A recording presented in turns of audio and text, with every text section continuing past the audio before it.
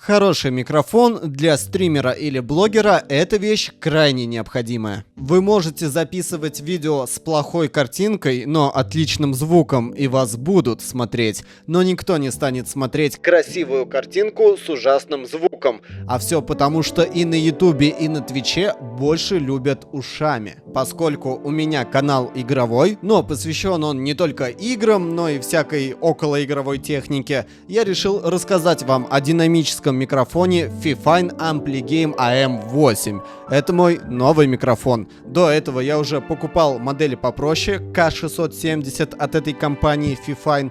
Тоже весьма неплохой микрофон, но вот эта новинка прям вещь. Мне достаточно сильно понравилось его качество, как он записывает звук. Все это видео, кстати, будет записано именно на него. Более того, на канале есть ролик про ноутбук-убийцу MacBook, где я уже записывал весь звук на этот микрофон.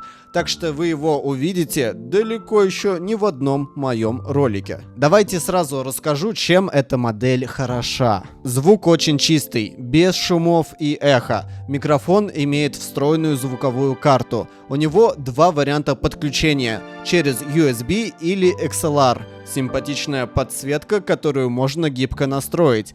Вход под наушники, чтобы контролировать звук, небольшие кнопки для быстрой настройки, а самое приятное — это цена. На момент выхода видео он стоит в районе $65 на AliExpress, и при этом продавец делает еще большие скидки. Если хотите знать ценник на момент просмотра видео, то можете посмотреть по ссылке в описании. В любом случае, за эти деньги это очень хорошая вещь, правда. Сами слышите, звук отличный. Но есть у микрофона и нюансы, чуть дальше о них расскажу. Для начала давайте распакуем микрофон. Поставляется он вот в такой стильной коробке. На ней сразу отмечено, что можно его подключить через USB и также через XLR вход. Это видео по понятным причинам записывается не на микрофон, а на радиопетличку, а вот весь остальной видос записан как раз на него. Внутри нас встречает какая-то рекламка от магазина и инструкция. Инструкция полностью на английском языке, русского нет, но в принципе я вам сейчас подробно объясню все настройки этого микрофона и как им пользоваться. За инструкцией находится вот такая вот подставка с грузиком, достаточно тяжелая, я бы сказал. Здесь находится резьба, на которую навинчивается сам микрофон. Далее внутри лежит наконец-то сам микрофон. Вокруг него вот такая вот надежная защита, которая точно спасет его от ударов при транспортировке, поэтому до вас он точно доедет в безопасности.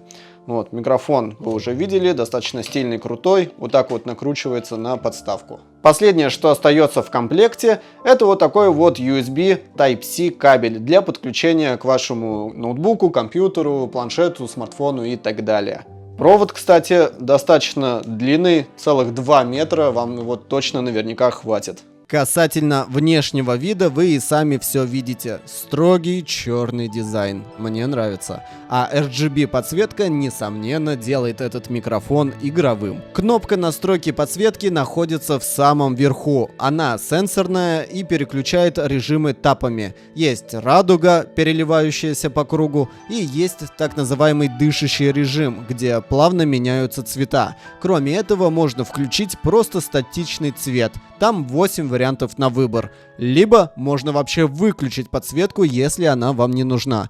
Для этого просто нажмите подольше на кнопку. Также на передней стороне есть два ролика. Они изменяют уровень чувствительности микрофона и уровень выхода на наушники. Чувствительность я ставлю где-то на 70-80%, может даже на все 100, когда нахожусь подальше от микрофона. Если вам вдруг потребуется срочно выключить запись звука, то на задней стороне микрофона находится кнопка Mute. Она также сенсорная и имеет подсветку. Ну тут все просто. Зеленый обозначает, что запись идет, а красный, что нет. Выход на наушники находится снизу. Там же порт Type-C для подключения по USB и порт для подключения по XLR. Давайте расскажу, в чем разница, а то другие обзорщики всегда игнорируют этот момент. Как я обозначил в начале видео, этот микрофон имеет имеет два варианта подключения: через USB кабель к компьютеру, как собственно и записывалось все это видео, а также через XLR разъем. И вот эту часть я записываю как раз таки через XLR разъем в полноценный рекордер Zoom. А в чем разница, собственно, спросите вы? USB подключается напрямую к вашему компьютеру, в то время как XLR требует подключения через интерфейс записи или цифровой интерфейс, то есть рекордер, звуковая карта и все подобное. Поскольку капсуль самого микрофона у нас тут один и тот же, то качество звука будет плюс-минус одинаковым. Тем не менее, каждый из этих типов подключения будет лучше вести себя в определенных ситуациях. Если вы простой домашний стример или блогер, то USB подключение для вас. Вы просто вставили провод в разъем и сразу можете начинать работать.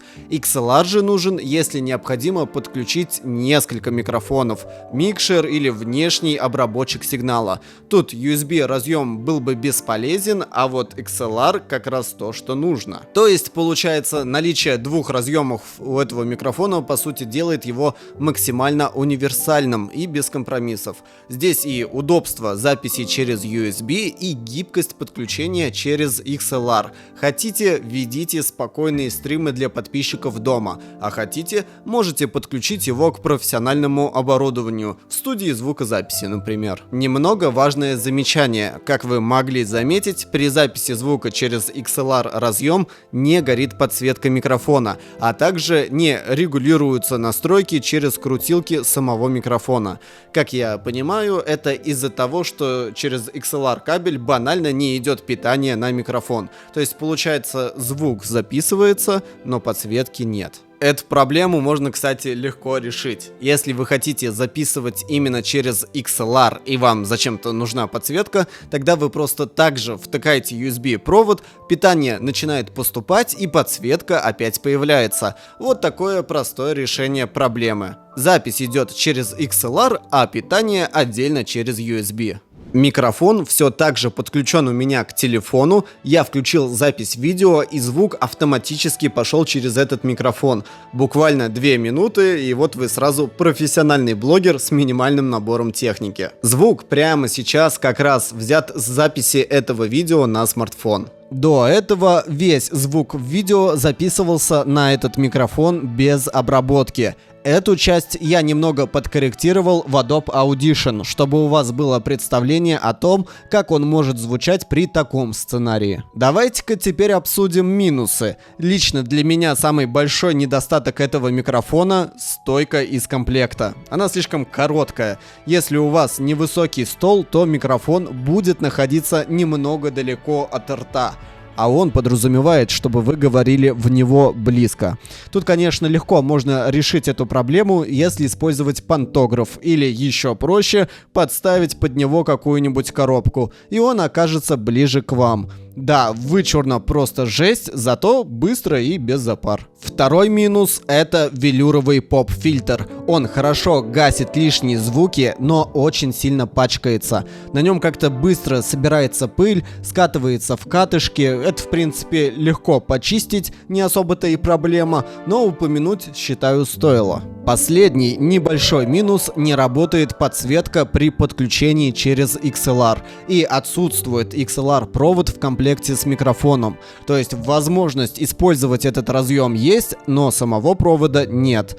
Тут опять же не для всех он и нужен, тем более что те, кто собираются использовать этот микрофон через XLR, скорее всего и так имеют этот провод уже. Ну и тем более из-за отсутствия этого провода цена на микрофон в целом ниже. Теперь этот последний фрагмент обзора обработан уже не мной, а новой нейросетью от Adobe, которая сама шаманит со звуком, там корректируя его. Можете послушать результат ее работы. Этот микрофон отлично подойдет стримерам, ютуберам, летсплейщикам, либо же ребятам, которые часто играют вместе с корешами в онлайн-игры и хотят при этом делать это с максимальным комфортом. Также лучше всего этот майк подойдет для тех, у кого нет звуковой карты или шумоизоляции, и кто не хочет запариваться с настройкой и подключением оборудования.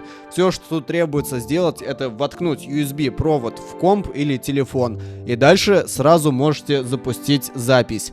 Качественную и без всяких заморочек. Провод в комплекте, кстати, достаточно длинный для работы с телефоном, но сюда в целом подойдет любой провод Type-C. У него хорошее качество сборки, кстати, корпус пластиковый, не металл, забыл сказать. По весу без подставки он прям легкий. А так, по итогу у нас получается отличная запись звука, и бонусом идет приятная RGB подсветка.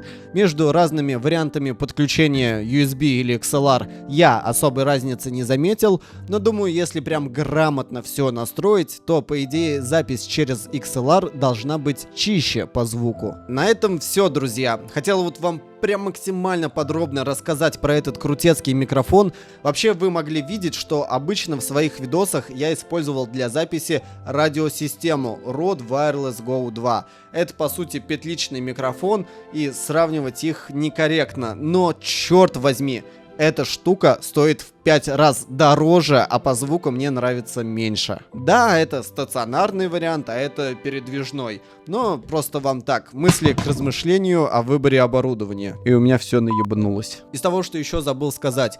Решетка капсуля металлическая, выглядит вот так вот.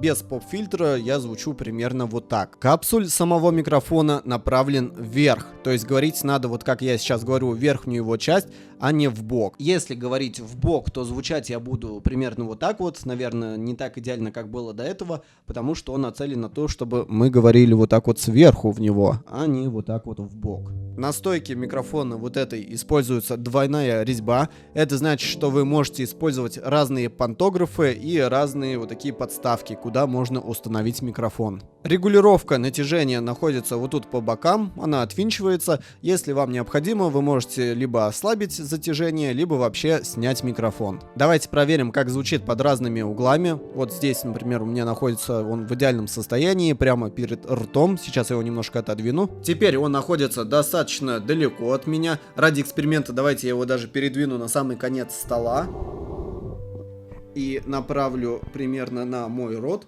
Вот так вот это будет звучать, если он стоит прям супер далеко. Ну, как бы не рекомендуется записывать звук на таком расстоянии от микрофона, но если у вас, допустим, ситуация, когда он не должен помещаться в кадр, а записать звук надо, то выглядеть, точнее звучать, это будет примерно вот так. Из приятного еще стоит сказать, что драйвера у него такие встроенные, то есть вы подключили его к ноутбуку, на Windows 10 и 11 все устанавливается автоматически без проблем. То есть вы подключили микрофон, там, не знаю, секунду-две подождали, можете сразу включать программу записи звука и начинать вещать. Все работает из коробки. С телефоном, кстати, то же самое. Через OTG, либо через кабель Type-C на Type-C подключили к телефону, включили там, допустим, видеозапись или запись встроенного микрофона. Все, сразу он подтянулся и работает. Класс. Пишите в комментариях, как вам качество звука. А то, может быть, я вообще зря тут распинаюсь, и на самом деле мне только кажется, что он такой крутой. Нас уже на канале, кстати, 2000. Спасибо всем, кто подписывается. Мне очень приятно от этого. Я думаю, еще немного наберем подписчиков, и можно будет как-нибудь попробовать запилить стрим. Тоже можете написать в комментариях, если бы вы хотели со мной пообщаться в таком формате. Познакомиться поближе, может быть, какую-нибудь игрушку на фоне запустим, поиграем. Ну ладно, это уже планы на будущее. Всем хорошего вечера. Любите маму. Well,